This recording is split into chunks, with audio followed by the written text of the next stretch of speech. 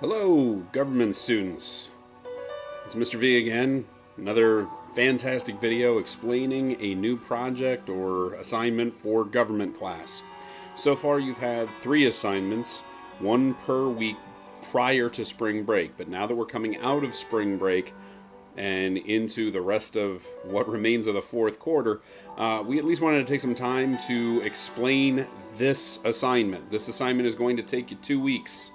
At least it's going to take us up through this week and next. Mr. Ficker will also be putting on there another assignment on the coronavirus and the government's response as well. But I at least wanted to take this opportunity to explain the political platform project, which again, you'll have 2 solid weeks to get done. We are posting it early so that those of you on spring break, if you get a little bored and you're just looking for something to do, it's available to you to get started on. This is one of those assignments that we actually would be doing in class. These are not assignments that we're posting specifically to, do the distance learning thing. This is something we actually would be doing during the fourth quarter had we been with you in class. So no different than what we would be doing in the classroom. As you can see here, the Personal Political Platform Project, which is posted on Google Classroom as well for you to peruse. The goals of this project are 3. Number 1, students will assess their personal political views on various issues. We're going to ask you to look into different issues, different political beliefs, things that you hold dear to your heart, things that you have opinions on very strongly. Maybe there are some issues out there you've never really thought about, but now are going to actually think about. That's what our goal is here, is to have you think about issues confronting the United States. And we're not including coronavirus or quarantine. We're getting away from that, and we're going to be talking about specific issues that we normally would be if we're talking about fourth quarter government issues, what we normally would be doing. We're trying to get back to a sense of normalcy as best we can. The second one, students will justify their beliefs through research on topics and articulate their viewpoints. It's not going to be good enough out there in the real world if you are asked a question about abortion or about capital punishment and you can't have an opinion and not back it up. You got to be able to back it up with factual argumentation or some sort of credible either article or argument from a political figure or Supreme Court case or something that would actually lend validity to what you believe. And then finally, students will construct a political platform that can be defended. Now, we haven't had a chance really to talk about political parties in depth, but political parties do this where they gather together a fairly solid list, if you will, of issues and, more importantly, policy positions on those issues. What they believe collectively.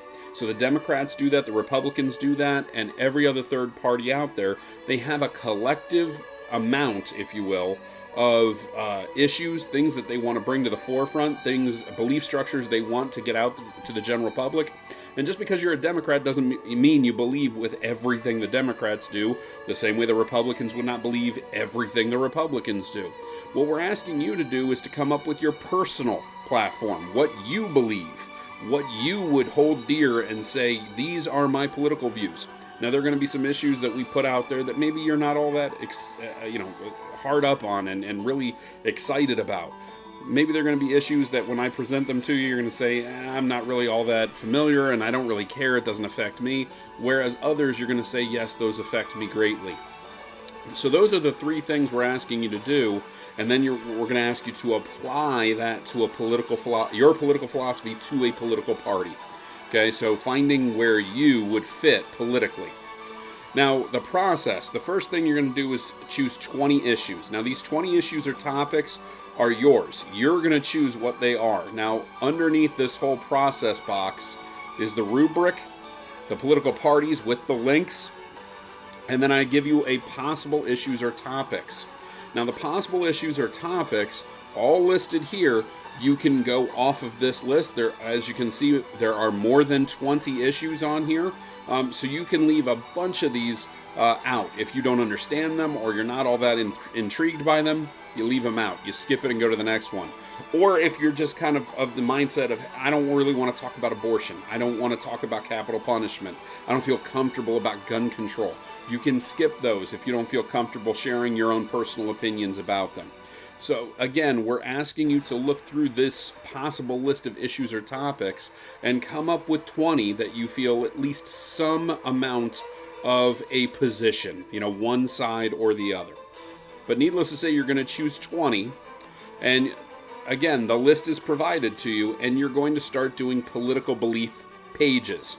One page or slides. You can do this on Google Docs. You can do this on Google Slides. You can do this in old school Microsoft Word or PowerPoint.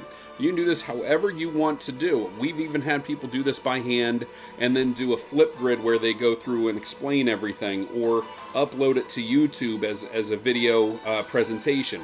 We've had people do it by hand and then take pictures of it.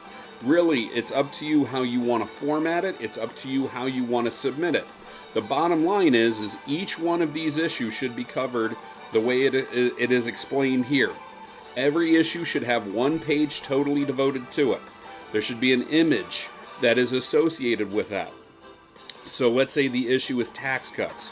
You should have an image from the internet or something you draw associated with that issue and your position on tax cuts. Then you're going to explain where you fit in, what your position is on tax cuts. In one paragraph, you're going to explain. Now, I know some of you have an issue with what is a paragraph. Some of you think 5 words is a paragraph. It isn't. You're almost an adult here.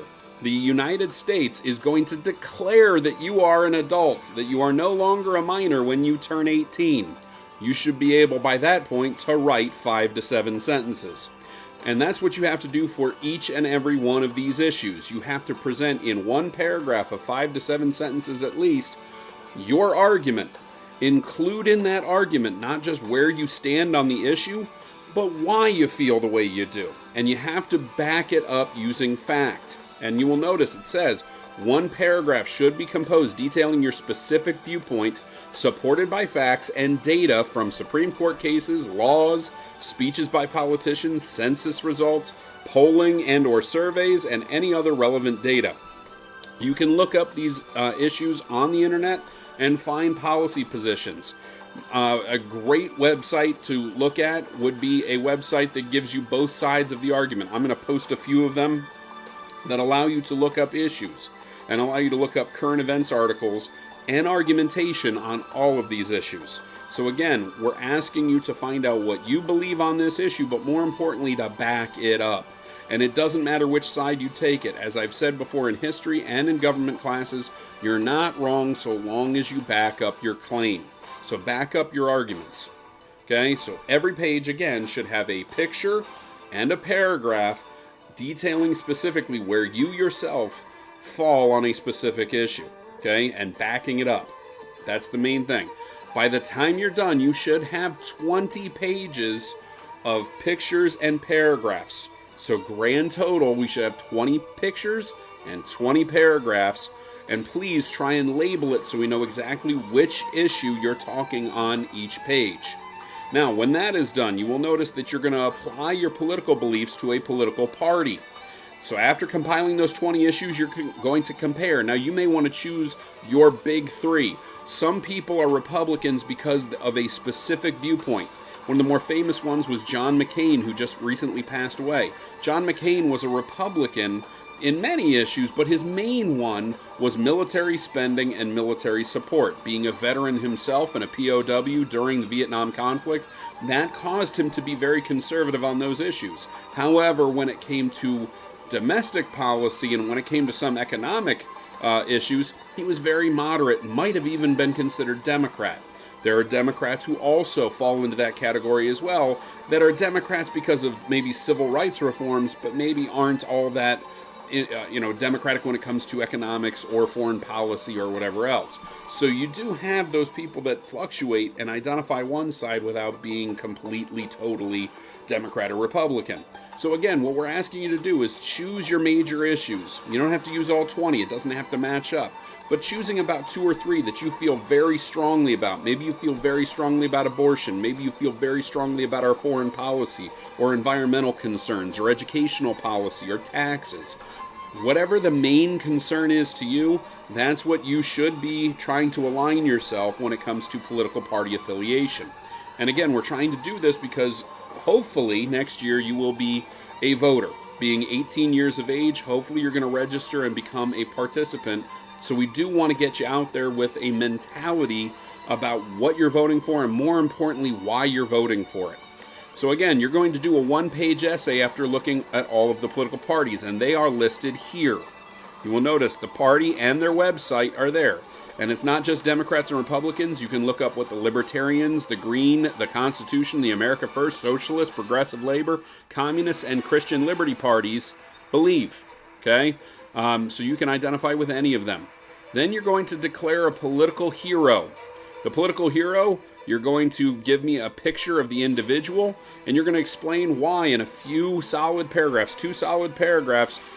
1, identifying who they are and why they matter to history or politics, and 2, why you would identify with them as well and hold them up as a hero. You're going to give me a picture of them in the 2 paragraphs. Now, you will notice on the 3rd page of this handout, I give you possible heroes in the Republican and Democratic parties, and then third party or nonpartisan, which means they're not really taking a side from history. And they're listed out right here.